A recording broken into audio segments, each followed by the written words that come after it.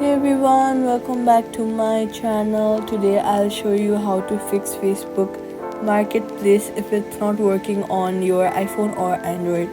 First of all, check your internet connection.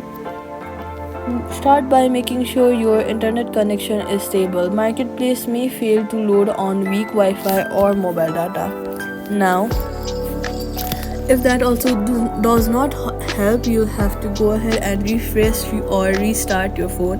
Close and reopen the Facebook app or restart your phone. This simple step often clears temporary glitches. Next, update Facebook app. Go ahead and open your Play Store or App Store, then search for Facebook and then see if there is an update button available. Sometimes login issues happen because you are using the outdated version of the app.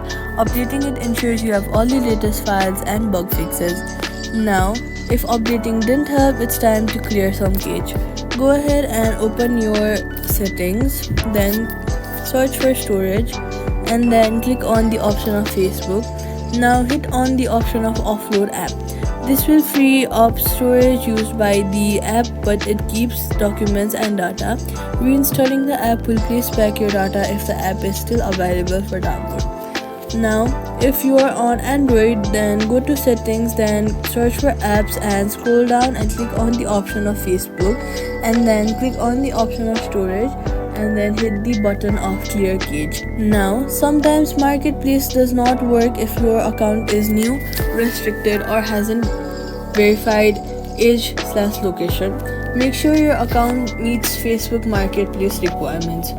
So that's it. 5 quick fixes if Facebook Marketplace is not working. Start with your connection and updates, then clear cache or reinstall if needed. If this helps, like and subscribe, and do not forget to comment down below for more tech tips.